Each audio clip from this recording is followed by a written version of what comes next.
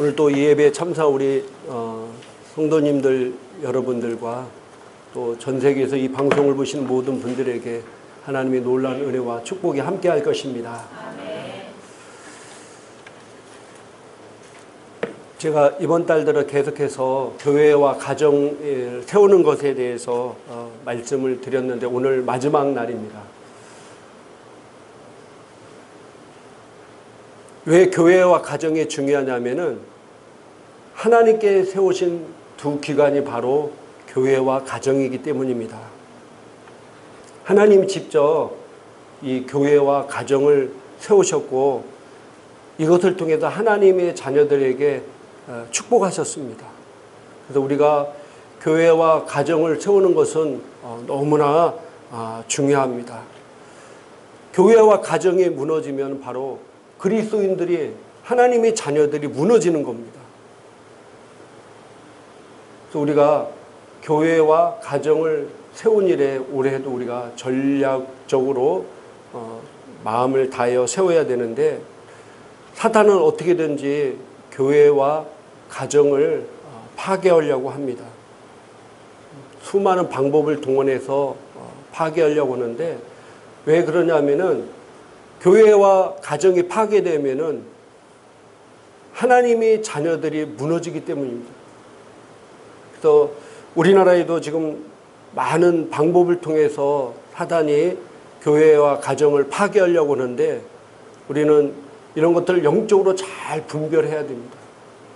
특별히 외국 사례를 통해서 볼 수 있듯이 차별금지법이라든지 동성애법 이런 것들이 통과된 나라들이 교회와 가정들이 급속도로 무너지기 시작했습니다. 우리나라도 계속해서 지금 차별금지법, 동성애 지지법 이런 법들이 지금 계속해서 상정되고 있고 이번에 경기도 교육위에서는 이미 통과가 됐습니다.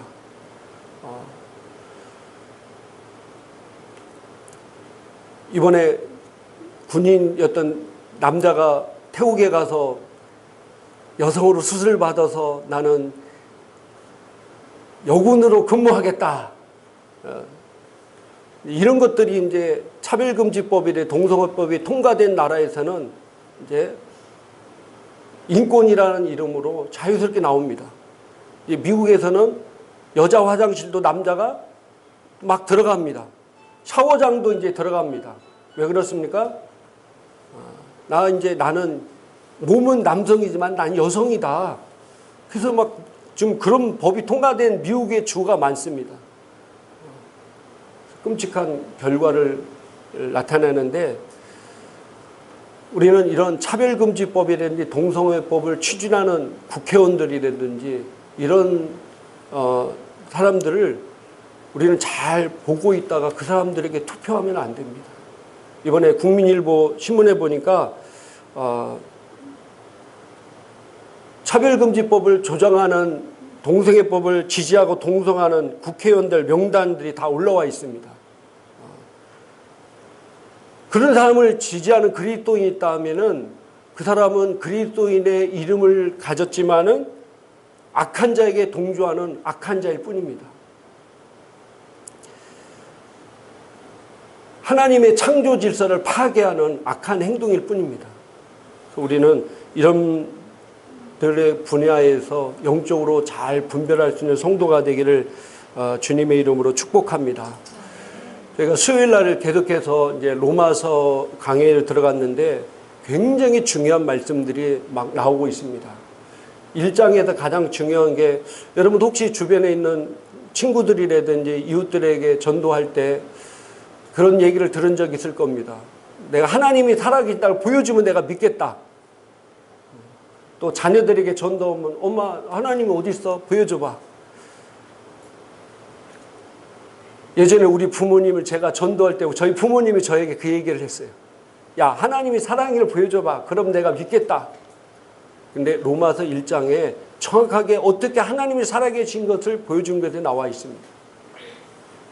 지난주에 한 2장에서는 또 어떤 얘기가 나오냐면은 우리가 예를 들어서 조선시대, 고려시대, 삼국시대 이런 예수 복음을 몰랐던 사람들은 천국 갈까요? 지옥 갈까요? 이순신 장군은 천국 갔을까요? 지옥 갔을까요? 우리가 전도하다 보면 짓궂게 질문하는 사람들이 있습니다. 그럼 이순신 장군이, 우리가 기본적 성경 마인드는 주 예수 그리스도를 영접하지 않는 사람은 천국에 갈 수가 없습니다. 그럼 이제 이순신 장군이 지옥 갔다고 하면은 막 대단히 화를 내고 그런 하나님을 안 믿겠다. 어떻게 우리 민족 영웅인 나라를 구한 이순신 장군이 지옥 갈 수 있냐, 이렇게 생각해서 짓궂게 질문하는 사람들이 있는데, 제가 2장에 정확하게 성경은 말씀하고 있습니다. 예수를 복음을 전하지 못하는 시대에 살던 사람들은 양심이 법이 돼서 그 양심에 따라서 천국 갈 수도 있고 지옥 갈 수 있다고 성경 우리에 기록하고 있습니다. 그때 당시에 사람들이 양심에 따라서 그 양심이 율법이 된다는 거예요. 그 법에 따라서 천국 갈 수도 있고 지옥 갈 수도 있고. 이순신 장군님이 어떤 양심을 가지는지 저희는 모르겠지만은 성경은 이렇게 분명히 얘기해 주고 있습니다. 그래서 양심이 중요합니다. 근데 이 동성애법이나 차별금지법이 위험한 게 뭐냐면은, 사람은 예수를 안 믿더라도 기본적으로 하나님이 창조물이기 때문에 마음 안에 자기가 죄를 지으면은 죄책감이 있어요. 양심이 있다는 거예요. 양심이 작용하고 있습니다.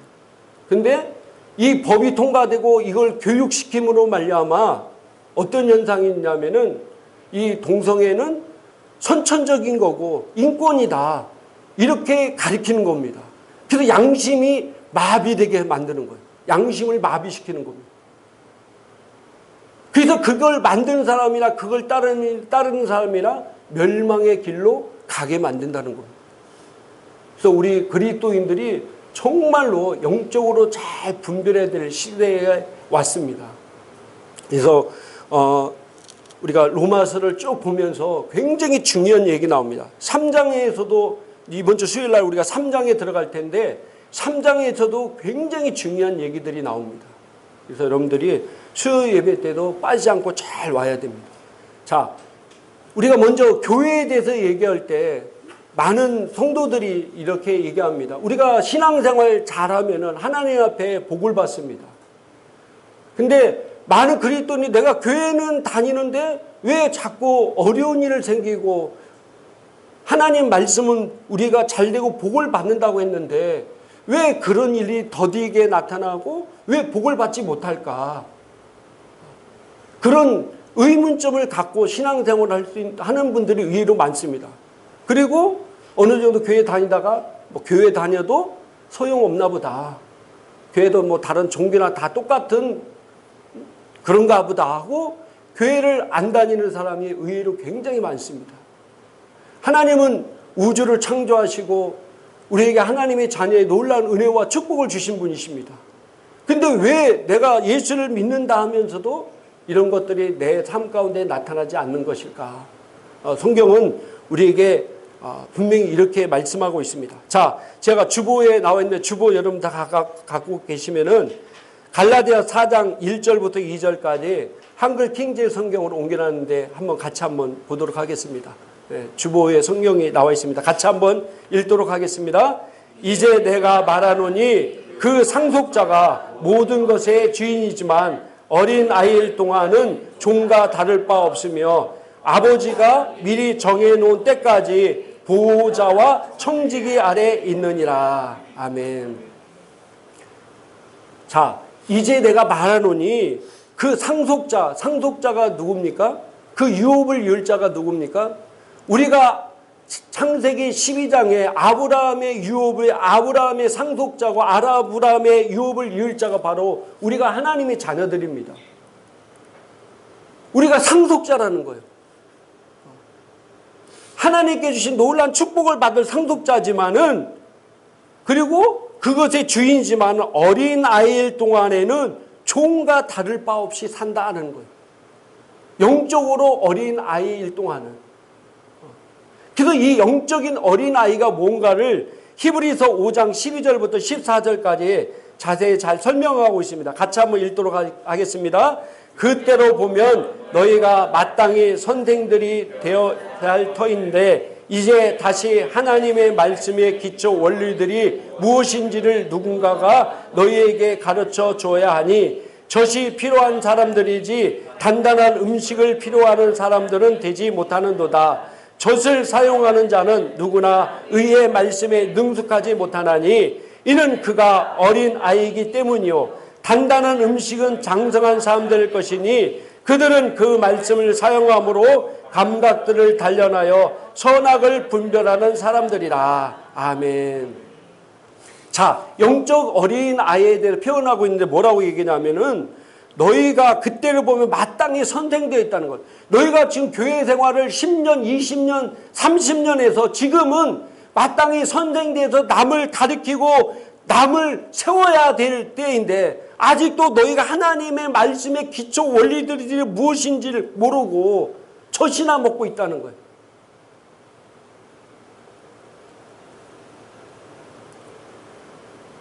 그래서 너희가 성장하는 게 뭐냐면은 너희가 장성한 사람이 되어서 남을 가리키고 남을 세우는 일을 해야 된다는 겁니다.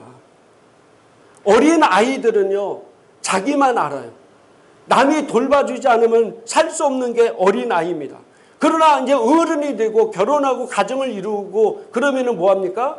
자기만이 아니라 가족과 다른 사람과 이웃과 나라와 민족까지 생각하며 사는 존재가 되는 것입니다.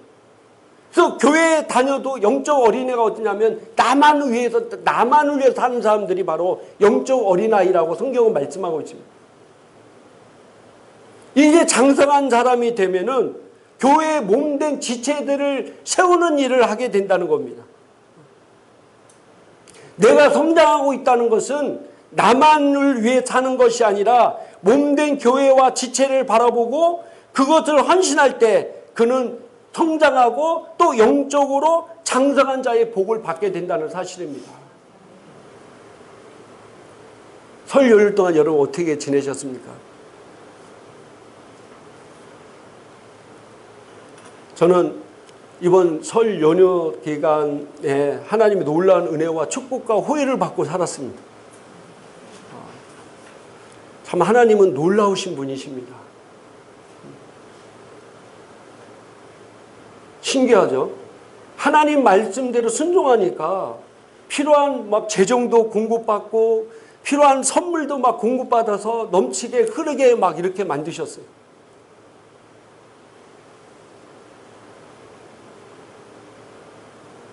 우리가 그런 삶을 살기 위해서는 영적으로 성장해야 돼요.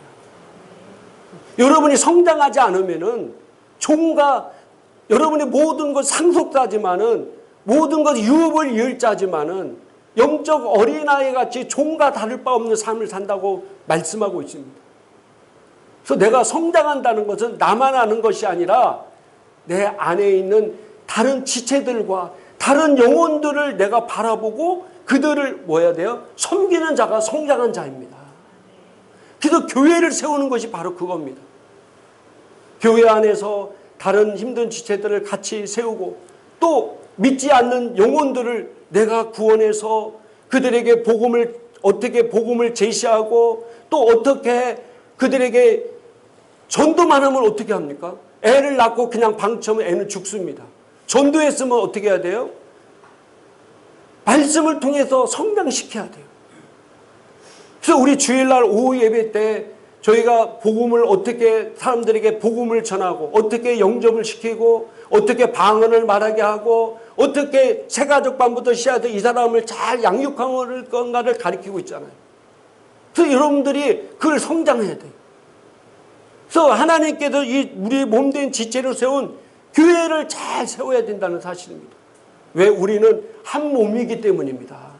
자, 에베소서 5장 30절 한글 킹제임 성경을 옮기라는데 같이 한번 읽도록 하겠습니다. 이는 우리가 그의 몸과 그의 살과 그의 뼈의 지체입니다. 아멘.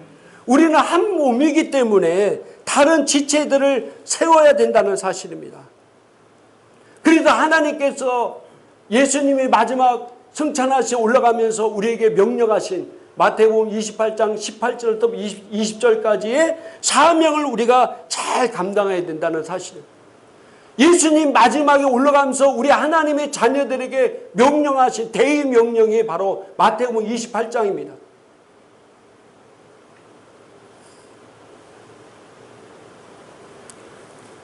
신앙생활을 오래 했어도 남을 가르치거나 영혼 구원하거나 세우지 못하고 교회에 와서 젖만 먹는 사람이 있어요. 이게 바로 영적으로 장성한 자가 아니라 영적인 어린아이예요. 또 교회를 세우는 것 중에 하나가 바로 질서를 잘 세우는 겁니다. 하나님은 질서의 하나님이십니다. 천지 창조와 창조된 모든 것들이 하나님의 질서 가운데 행해지고 있습니다. 성경에 보면은요, 사무엘상이라든지 또 역대상에 보면은 참 신기한 것이 나옵니다. 우리가 성경 읽다 보면은 그 얘기가 나오죠. 엘리 제사장의 두 아들이 있었습니다. 이름 기억나시나요? 엘리 제사장의 두 아들, 홈니와 비느하스였습니다. 그들이 엘리 제사장의 아들들이었기 때문에 그들도 제사장이었어요. 제사장이었음에도 불구하고 온갖 악행을 다했어요. 그들이 블레셋과의 전쟁에서 하나님의 법궤를 갖고 나갑니다. 그 전쟁에서 어떻게 해요? 블레셋의 전쟁에 패해가지고 그 법궤를 빼앗겨버려요. 블레셋에게. 그리고 두 아들이 죽고 그 소식을 들은 엘리 제사장도 목이 부러져서 죽었어요. 하나님이 살아계신 법궤가 있음에도 불구하고 하나님의 자녀들이 타락하고 악을 행하니까 블레셋과의 전쟁에서 완전히 참패해버렸어요. 법궤가 뺏겨버렸어요. 블레셋에게. 그래서 이 블레셋이 이 법궤를 승리의 승리에서 얻는 생치물이잖아요. 그래서 당당하게 갖고 갔는데 그 다음부터 블레셋 땅에 저주가 막 임합니다. 그 법궤가 있는 지역에는 막 온갖 질병 저주들이 막 임하니까 놀래가지고 막 니네 가져가라 해서 7개월 동안을 블레셋에 온갖 막 저주가 임하니까 도저히 안 되겠다 해서 다시 얼른 돌려줍니다. 그 법궤가 어디에 있냐면은 아비나답의 제사장, 이스라엘 아비나답의 제사장 집에 있었어요. 그 집에서 법궤가 방치되었습니다.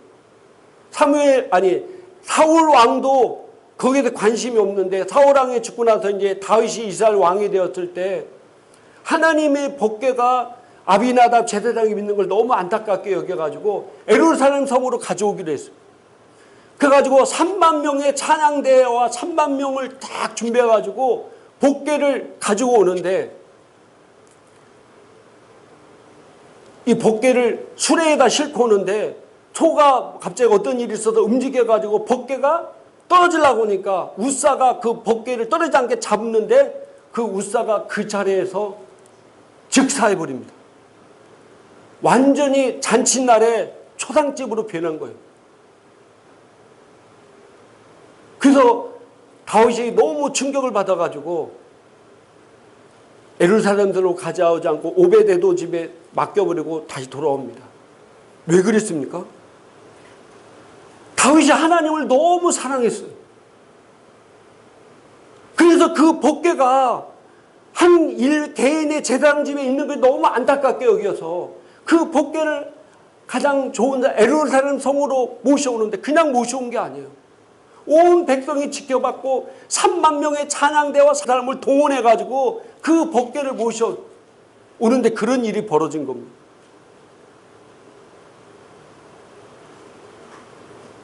왜 그랬습니까? 하나님의 말씀, 아무리 선한 일이라도 하나님의 말씀대로 하지 않았기 때문입니다. 다윗은 정말 선한 마음에 하나님의 사랑하는 마음에서 했지만은 하나님은 분명히 법궤를 옮길 때 하나님의 법칙은 제사장들이 어깨에 매게 되어 있습니다. 근데 다윗은 하나님 말씀을 어기고 수레에다 실었어요. 우리가 생각하기에 아니 뭐 수레에 실든 어깨에 메고 오든 갖고 오기만 하면 되지. 그게 무슨 상관입니까? 이렇게 얘기할 수 있는데 아닙니다. 하나님은요 정확하게 창조의 원리대로 하나님의 말씀의 원리대로 사시는 분이십니다. 그래서 나중에 다윗이 그걸 알고 나중에 이제 역대하에 보니까 제사장들이 어깨에 메고 그때 아무런 일이 일어났고 예루살렘 성에 모시는 걸 보게 됩니다. 이와 같이 하나님은 작은 것 하나에도 굉장히 질서의 하나님이십니다. 그래서 교회 안에서도 굉장한 질서가 있습니다. 이 질서를 무시하면요 하나님이 절대로 기뻐하지 않습니다. 제가 아는 목사님 교회 청년이 있는데 그 청년이 카페를 운영했어요. 커피숍 있잖아요. 커피숍을 운영했는데 어느 날 보니까 이 청년이 이상한 거예요. 그래서 알고 보니까 그 청년이 그 카페에서 신천지한테 교육을 받고 있는 거예요. 그것도 이미 2달이 넘었어요.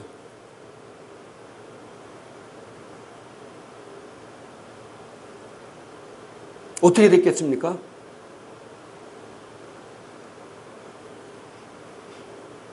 신천지 넘어갔어요. 카페에 손님으로 와서 뭐 말씀을 배워야 된다, 뭔다 이랬겠죠. 그러면 어떻게 해야 됩니까? 하나님의 질서는요, 큰 교회 같은 경우는 뭐 구역장도 있고, 셀 리더도 있고, 전도사님도 있고, 목사님도 있잖아요. 그럼 영적인 일을 어떻게 해야 돼요? 어떻게 해야 돼요? 물어봐야죠.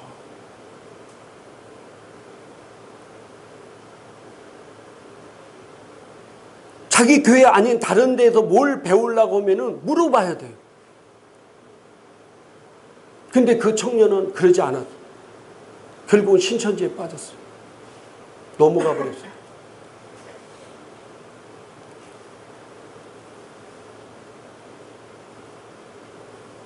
하나님은 질서 가운데 역사하십니다. 하나님은 질서 가운데 하나님이 그곳 가운데 거하시고 그곳 가운데 축복해 주십니다. 그래서 성도들이 한 마음과 한 뜻으로 하나님이 일하기를 원하십니다. 자, 빌립보서 1장 27절 한번 읽도록 하겠습니다. 빌립보서 1장 27절 같이 한번 읽겠습니다. 오직 너희는 그리스도의 복음에 합당하게 생활하라. 이는 내가 너희에게 가보나 떠나 있으나 너희가 한 마음으로 서서 한 뜻으로 복음의 신앙을 위하여 협력하는 것과 아멘. 자, 한 마음으로 또 한 뜻으로 복음의 신앙을 위해서 협력해야 된다는 거예요. 하나님께서 교회를 세우고 그 교회의 지체가 되게 만들었으면은 하나님의 마음으로 한 뜻과 한 마음으로 나가야 돼요. 한 뜻과 한 마음에 벗어나서 다른 길을 행는 것이 벌써 그게 바로 질서를 깨는 겁니다. 빌립보서 2장 2절에도 이렇게 말씀하고 있습니다. 같이 한번 읽겠습니다. 마음을 같이하여 같은 사랑을 가지고 뜻을 합하며 한 마음을 품어. 아멘. 마음을 같이 하라는 거예요. 같은 사랑을 가지고 뜻을 합하여 한 마음을 품어라. 에베소서 4장 3절부터 6절까지 한번 읽겠습니다. 평안에 매는 줄로 성령이 하나 되게 하신 것을 힘써 지키라. 몸이 하나요 성령도 한 분이시니 이와 같이 너희가 부르심의 한 소망 안에서 부르심을 받았느니라. 주도 한 분이시요 믿음도 하나요 침례도 하나요 하나님도 한 분이시니 곧 만유의 아버지시라. 만유 위에 계시고 만유를 통일하시고 만유 가운데 계시도다. 아멘. 다 한 마음 한 분 한 뜻이라는 겁니다. 한 마음으로 움직여. 한 마음. 그래야 하나님께서 흐르신 놀라운 기름 부음과 축복이 그 사람에게 흐를 수 있습니다. 다른 마음을 품고 있으면요, 하나님은 그 사람을 축복해 주셔도 축복해 줄 수가 없어요. 하나님은 질서의 하나님이십니다. 자, 고린도전서 14장 40절 한번 읽겠습니다. 모든 것을 품위 있게 하고 질서 있게 하라. 아멘. 자, 제가 일주일 전에 어떤 목사님한테 저에게 상담이 들어왔어요. 목사님, 어떻게 해야 좋겠습니까? 그래서 왜요? 그랬더니 자기 교회 권사님이 계신데 수요예배, 금요예배를 잘 나오신 분이었는데 어느 날 수요예배, 금요예배를 안 나오더라는 거예요. 그래서 이상하다 했는데 한 2달 반 정도 딱 지났는데 갑자기 선교여행을 간다는 거예요. 선교여행. 그것도 카톡방에다 딱 나 선교여행 어디로 갑니다 이렇게 써 있더라는 거예요. 그래서 그 목사님이 딱 보니까 다른 교회에서 선교여행 가는데 자기가 거기 조장이 돼서 거기를 가는 거예요. 목사님 너무 황당한 거예요. 그것도 목사님한테 미리 얘기해서 내가 어느 이렇게 선교를 가는데 같이 가도 되겠습니까? 라든지 뭔가를 얘기를 않고, 그러니까 2달 반 동안 수요일 금요일 안 나오는 게 그 선교여행 때문에 거기가 준비한 겁니다. 나보고 어떻게 해야 되겠냐고. 여러분 생각은 어떻습니까? 우리가 참 조심해야 될 부분들이 있어요. 영적 질서도 잘못하면요, 이 영적으로 흐르는 그런 부분에 대해서 내가 그래서 가르쳐야 된다고 그랬어요. 성도들이 잘 모르기 때문에 그런 분야를 가르쳐야 됩니다. 하나님은 질서의 하나님이지 질서를 깨고 오는 것도 하나님은 그것 가운데 역사하지 않습니다. 그런 일이 있으면은 목사님한테 미리, 아니면 자기 셀, 큰 교회 같은 뭐 셀 리더라든지 다 자기 위에 영적인 권위를 세웠잖아, 하나님이. 그래서 상의를 하고 또 뭐 그런 게 없으면 목사님한테 이런 일을 해서 어떻겠습니까? 그렇게 해야지 여러분이 지금같이 영적으로 약한 시대에 잘못된 길로 가지 않습니다.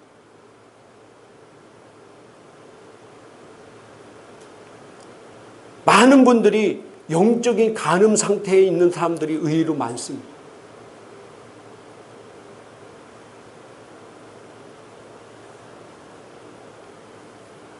그래서 그런 분야들을 여러분들이 질서 있게 잘 해야 돼요. 그래야 하나님은 영적으로 굉장히 민감한 분이십니다. 자, 우리 인간의 생각이 아까 했잖아요. 다윗이 아니 수레를 옮기던 어깨다 메고 오던 하나님을 사랑해서 옮기는데 그게 뭐가 중요하겠습니까? 이렇게 얘기할 수 있어요. 그죠? 우리 인간의 생각에는. 근데 하나님은요, 어떤 우리 육신적인 죄보다도 영적인 죄를 단호하게 다룰 때가 있어요. 우리가 성경 읽다 보면 이해 안 되는 부분들이 있을 수 있어요. 예를 들어서 모세 때 율법에 안식일을 거룩히 지키잖아요. 근데 성경에 나와 있어요. 어떤 사람이 안식일 날 뗄감이 없는 거예요. 그 전날 몸이 아팠다든지 무슨 일이 있어도 그 전날 못하고 안식일 날 나무를 베왔어요. 그걸 누가 발견해서 신고했어요. 얘기를 했어요. 그러니까 모세가 하나님 기도하면서 어떻게 했습니까? 어떻게 했어요? 내가 특별히 이번 한 번만 이렇게 용서해 주겠다 했습니까? 아니요. 돌로 쳐 죽이라고 그랬어요. 우리는 생각해 보기에는 도덕적 윤리적으로 볼 때 아니 그거 무슨 안식일에 땔감 나무 그거 다른 것도 아니고 무슨 뭐 술집에 간 것도 아니고 못된 짓 온 것도 아니고 그 전날 이분이 몸이 아파가지고 못할 수도 있고 여러 가지 사정이 있어서 그 주일날 안식일날 가서 땔감 나무 그거 안 갖고 그게 얼마나 큰 죄길래 돌로 쳐 죽이라고 했을까? 하나님 못 믿겠네. 이거 너무 잔인한 분이시다. 이렇게 생각할 수 있잖아요. 성경은 지극히 도덕적이고 지극히 선한 거지만은요. 또 성경은 굉장히 영적인 것입니다.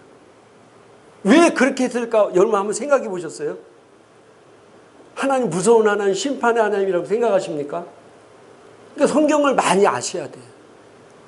왜 그랬을까? 왜 그랬습니까? 성경에 보니까 예수님이 내가 안식일의 주인이다 오잖아요. 그게 신약에 와서 해결되는 거예요.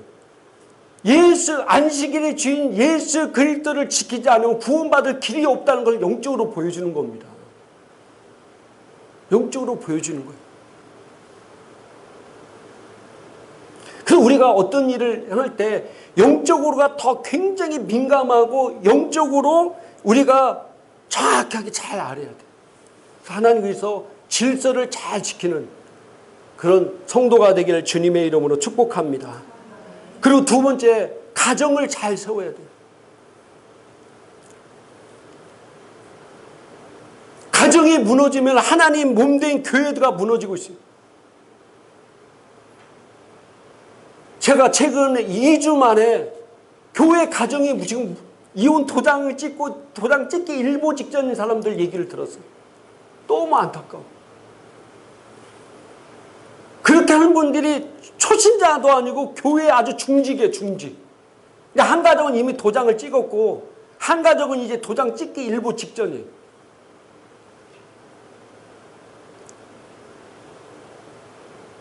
왜 그럴까요? 서로 이 상처받은 질체면 사랑으로 만나지만은 이 둘이 어릴 때 받은 상처들이 있어요. 그 상처들이 자기도 모르게 이끌려서 한 가정을 이루는데 나중에 이제 결혼에 사랑의 감정이 빠지면 이제 서로 상처들이 드러나기 시작해서 서로가 부딪히는 거예요. 또 중요한 것은 그걸로 인하여 그 밑에 있는 자녀들은 더 큰 상처를 받는다는 거예요. 제가 저번에도 말씀드렸지만 이번에 놀란 게 제가 알고 있는 분이 텍사스주에 있어서 제가 더 관심 있게 봤는데 한 달 정도 됐나요? 미국 텍사스주에서 교회에서 예배드리다 총격 사건이 일어나서 두 사람 죽고 그런 거 보셨죠? 텍사스주에는요, 교회 안에 안내위원이 있고 작용위원이 따로 있더라고요. 작용위원이 뭐냐면은 그분들은 총 차고 예배드려. 여러분, 교회 예배드리는데 총 차고 예배드려. 한 사람이 구석정에서 예배드리다가 안내위원회에 가서 뭐라고 얘기를 하면서 이 롱코트를 입었는데 롱코트 안에서 총이 나와. 그 안내위원을 쏴 죽이고, 그러니까 제가 영상을 봤는데 옆에 있던 그 안내위원 같이 뒤에 서 있던 사람이 권총을 뽑았는데 그 사람도 죽었더라고요. 총 맞아. 근데 저쪽에 구석재에 있던 사람이 쏴서 그 범인을 죽였어요. 얼마나 끔찍합니까? 무슨 나쁜 짓 하는 거야. 교회에서 예배 드리는데 와가 사람을 막 죽이고 그러니까. 그래서 왜 미국이 기독교 국가로서 하나님 말씀을 세워주는 교회가 왜 이런 일들이, 끔찍한 일들이 막 일어날까? 저는 가장 근본 원인이 가정 파괴로부터 왔다고 생각합니다. 제가 이번에 상당 공고하면서도 이렇게 본 게 뭐냐면은 미국에는요, 이혼이 뭐 보통 4번, 5번 하고 결혼한 이런 사람들이 너무 많아. 첫 번째 남자한테 결혼해서 애 낳고, 두 번째 남자한테 애 낳고, 세 번째 남자한테 애 낳고 막. 그러니까 애들이 부모로부터 버림받았고 이런 거 한번 생각해 보세요. 걔들에게 얼마나 큰 상처가 되겠습니까? 또 그런 것들이 막 몇 대 이렇게 내려와 본다고 생각해 보세요. 얼마나 끔찍하겠어요.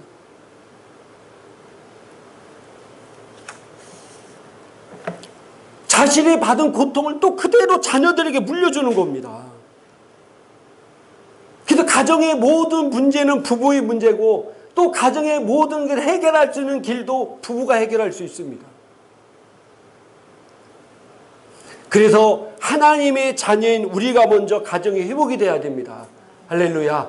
자, 디모데전서 3장 8절부터 12절까지 한번 읽겠습니다. 같이 읽겠습니다. 이와 같이 집사들도 정중하고 일구이연을 하지 아니하고 술에 임박하지 아니하고 더러운 일을 탐하지 아니하고 깨끗한 양심에 믿음의 비밀을 가진 자라 할지니 이에 이 사람들을 먼저 시험하여 보고 그 후에 책망할 것이 없으면 집사의 직분을 맡게 할 것이요 여자들도 이와 같이 정숙하고 모함하지 아니하며 절제하며 모든 일에 충성된 자라 할지니라. 집사들은 한 아내의 남편이 되어 자녀와 자기 집을 잘 다스린 자일지니. 아멘. 집사와 감독의 자격 조건에 꼭 들어가는 게 뭐냐면은 한 아내의 남편이 되어 자녀와 자기 집을 잘 다스린 자를 직분자로 세우라는 거예요. 이만큼 가정을 세우는 게 너무 중요하다는 거예요. 성경에 보면요, 부부가 사이 좋지 않으면 기도가 막힌다고 그랬어요.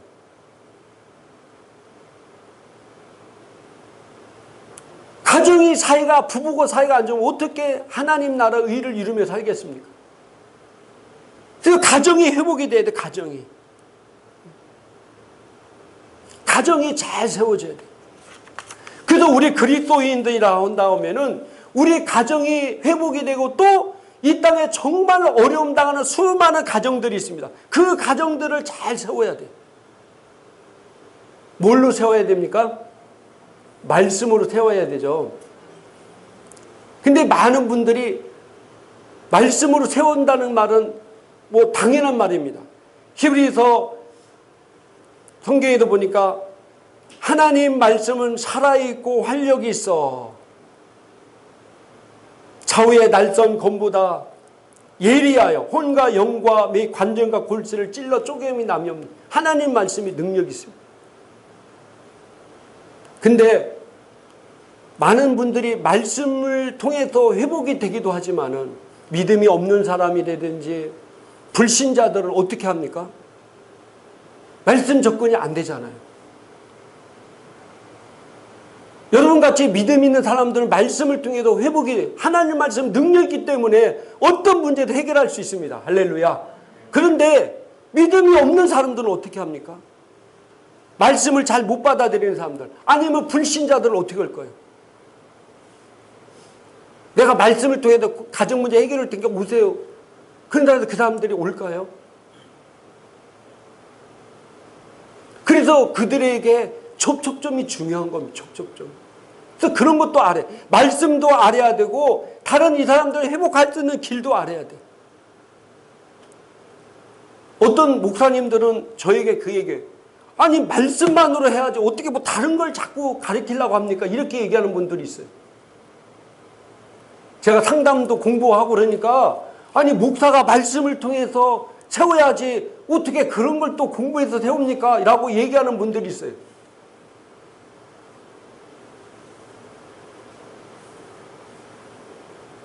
맞는 말씀이기도 하죠. 그죠? 틀린 말은 아니죠.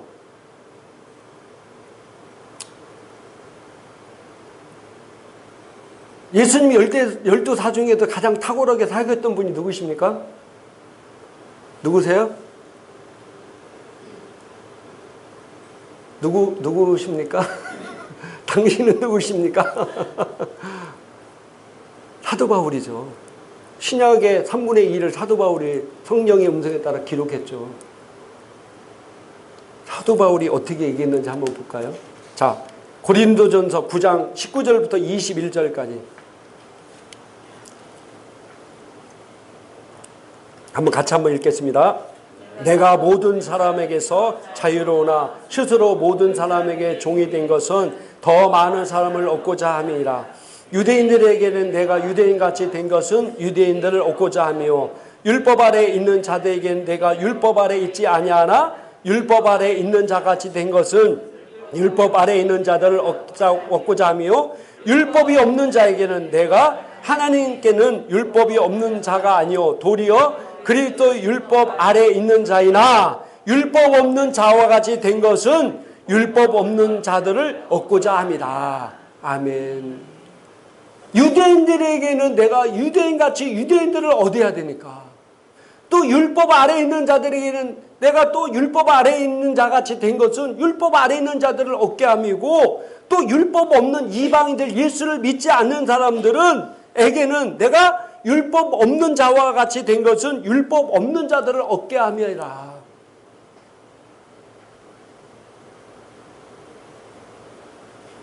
사도 바울도 이렇게 전도했다는 거예요.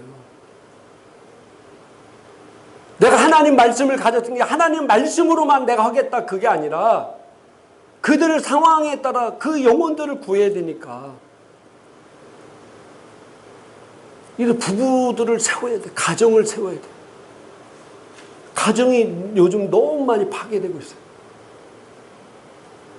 그래서 제일 중요해 일단 우리의 가정부터 세우고 그 다음에 지금 너무나 주변에 있는 사람들이 가정이 파괴되고 그 가정으로 파괴되므로 부부만이 문제가 아니라 그 밑에 있는 자녀들이 얼마나 큰 상처를 받겠어요.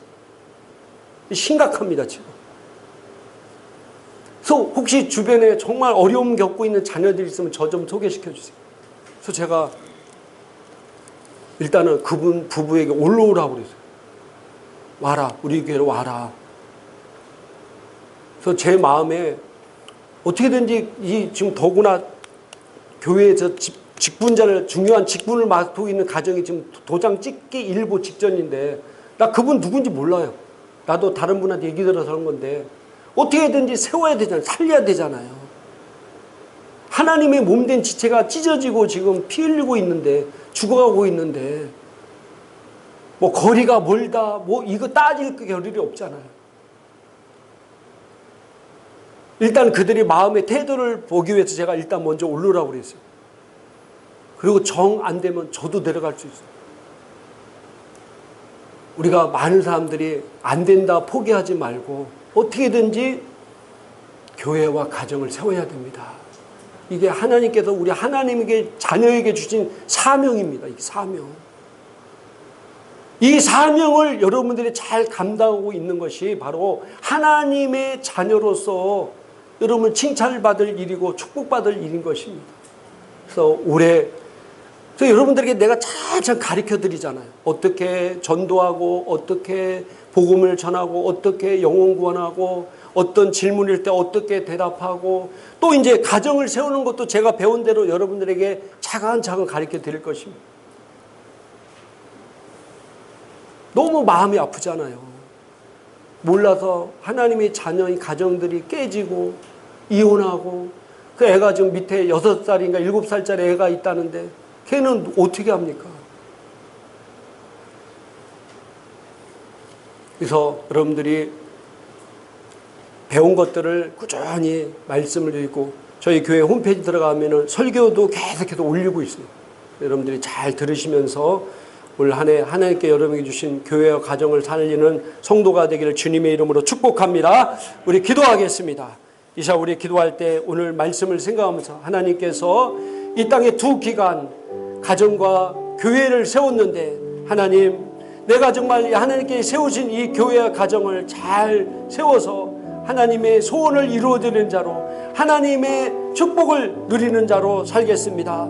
올해 내가 잘 배워서 정말로 교회와 가정을 잘 세우겠습니다. 그리고 여러분의 가정 기도 제목을 놓고 이 시간 우리 주여 한번 외친 다음에 간절히 동성으로 기도합니다.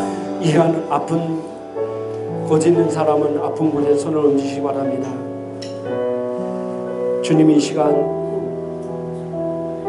우리와 함께 하시고 주님께서 우리를 위해 채찍에 맞음으로 나음을 입었다 하신 말씀이 실제적으로 우리 삶 가운데 지금 임하고 있습니다. 믿음으로 아픈 곳에 손을 얹으시기 바랍니다. 전능하신 주님,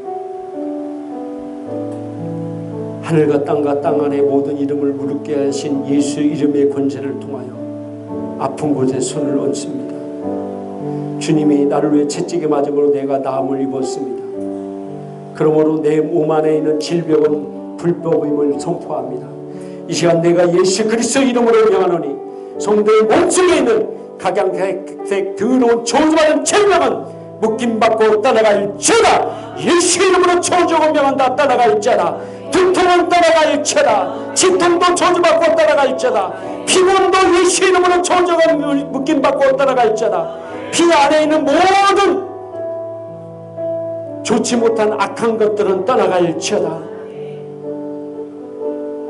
이와 장속에 있는 모든 기관들은 예수 이름으로 명하노니 깨끗해질지어다. 관절과 디스크와 인대의 모든 기관들은 내가 예수 이름으로 명한다. 들어갈 것은 들어가고 나올 것은 나오고 통증은 사라질지어다. 여성과 관련된 모든 질병도 내가 예수 이름으로 저주고 명한다. 묶임받고 떠나갈지어다. 지금 전세적으로 중국에서 유행한 폐렴이 유행합니다. 그 어떤 바이러스도 이 시간 내가 예수 이름으로 명하노니 성도의 몸속에 일절 역사할 수 없음을 선포한다. 예수 이름으로 저주고 명한다. 천군천난 지키고 보호하게 되릴지어다. 할렐루야. 아버님 감사합니다. 이 시간 우리 마음에 하나님의 놀라운 사랑과 평안을 풀어놓습니다. 머리부터 발끝까지 하나님의 평안과 사랑이 흐를지어다.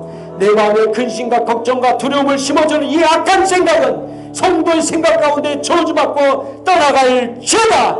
할렐루야. 아버지 감사합니다. 감사합니다. 치료하신 주님을 찬양하고 감사하며 예수님 이름으로 축복하고 기도드렸사옵나이다. 아멘. 할렐루야. 우리 하나님께 영광의 박수 올려드리겠습니다. 감사합니다.